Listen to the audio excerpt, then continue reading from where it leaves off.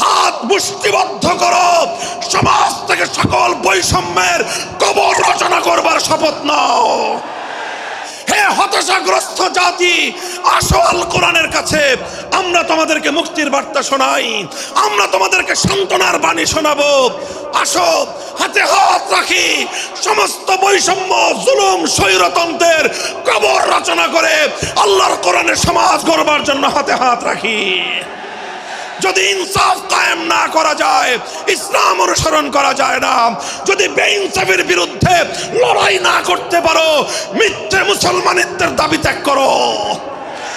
তুমি যদি ইনসাফের জন্য যুদ্ধ করতে না পারো, তুমি যদি বৈষম্যের বিরুদ্ধে লড়াই করার হিম্মত না রাখো, মুসলমানের মিথ্যা দাবি করা ভণ্ডামি ছাড়া কিছুই নয়।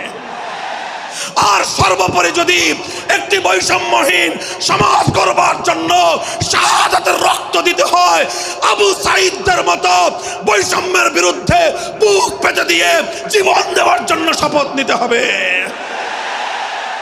কোরআনে পাকের এক একটা আয়াত, কোরআনের এক একটা বিধান আল্লাহর জমিনে বাস্তবায়ন করার জন্য আমাদের জীবন যৌবনের বাজি লাগায় দিতে হবে, বাজি লাগায় দিতে হবে ইনশাআল্লাহ।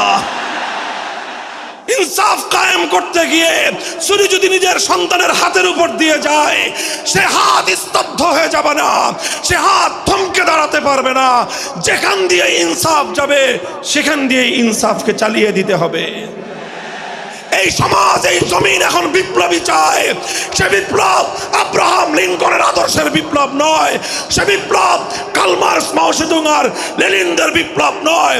বাংলার মাটি আরেকটা বিপ্লব দেখতে চায়, সে বিপ্লব হবে আল কোরআনের বিপ্লব, সে বিপ্লব হবে ইসলামী সমাজ গঠনের বিপ্লব। সেই বিপ্লবের জন্য 2000 যুবক নয়, যদি 2 লক্ষ যুবকের তাজা বুকের শাহাদাতের রক্তের প্রয়োজন হয়, সে রক্ত দেওয়ার জন্য শহীদ ঈদগাহে কারা কারা জমায়েত হবে, কারা কারা জমায়েত হবে। হ্যাঁ, এটা শুধু কথার কথা না, শপথ। এটা কথার কথা না, শপথ। এটা অঙ্গীকার। কার সাথে? কার সাথে? যেই অপরাধ করে মন্ত্রীর দুলাভাই ছাড়া পেয়েছে, যেই অপরাধ করার পরে এমপির শালার শাস্তি হয় নাই, যেই অপরাধ করার পরে শিল্পপতির বিচার হয় নাই, যেই অপরাধ করার কারণে রাজনৈতিক নেতার কোনো বিচার হয় নাই, একই অপরাধ দুর্বল, গরিব, অসহায় মানুষ করার পরে তার উপর আইনের শাসন 100